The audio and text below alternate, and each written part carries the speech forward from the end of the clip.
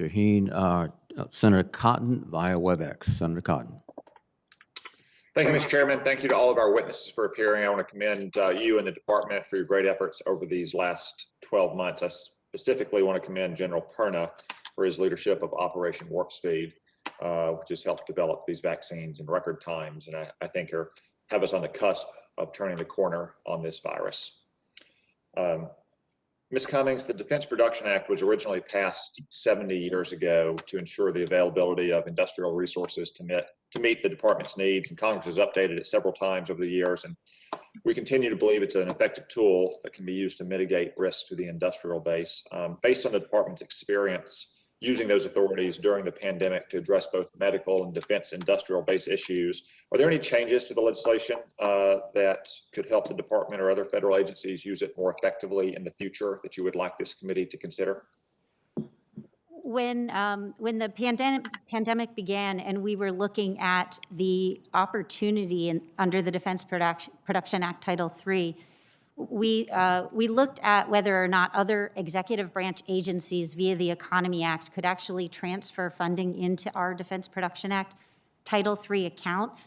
We learned that that was not authorized, and so that is definitely a flexibility that I think would be useful to be able to expand the use of Defense Production Act to execute the authorities of other executive branch departments.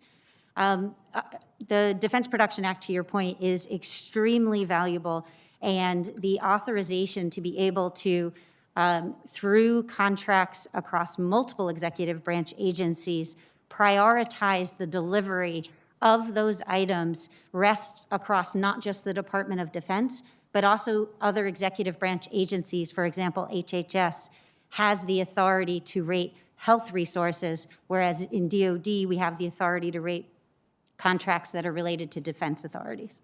Thank you. Thank you. Another question for you, Ms. Cummings. From an acquisition sustainment perspective, has the pandemic broadened the department's perspective on what it considers as critical for national security? For instance, things versus like N95 masks now versus where you might have been a year ago. Are there areas where we're not self-sufficient in any new perspective that we should be? So thank you, Senator. Yes, we realized early on that our dependence on a global supply chain became a national security risk when those lines of transportation were cut. I'm pleased to say that in the department, to meet our departmental needs, we actually have very good processes in place to stockpile or to have war stopper programs so that we did not find ourselves in a situation where we weren't prepared to be able to support our medical community with the items that they needed.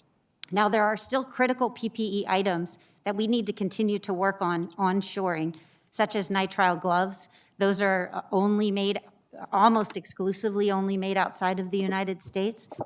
But it wasn't just medical supply chains, also our national security supply chains, the defense industrial base. We have identified in our industrial capabilities report, which we published in January, other fragile supply chains that we intend to work with the interagency to ensure that we're coming up with solutions to onshore and support the long-term sustainability of those supply chains domestically.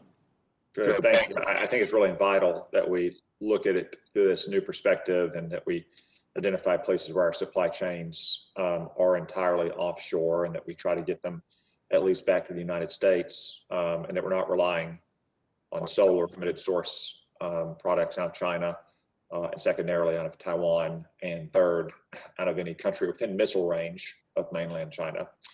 Finally, General Perna, I want to direct this to you since you're still wearing the uniform. You had a long career of serving with soldiers and leading soldiers. There's been some concerning reports in the news about vaccine decline rates among service members. Can you give us thoughts on why that is and what we can do to make sure all of our service members are getting vaccinated as soon as the vaccine is available to them?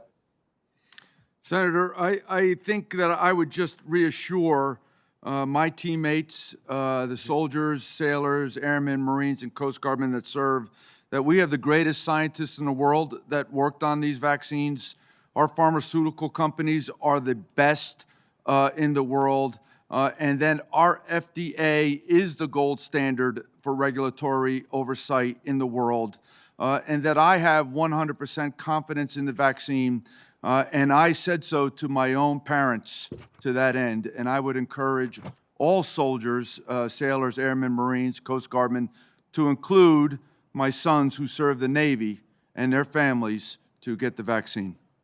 Good, thanks, General. I add my voice to that statement. I urge them all to get the vaccine as soon as possible. Thank you. Thank you very much, Senator Cotton, and let me recognize Senator Joe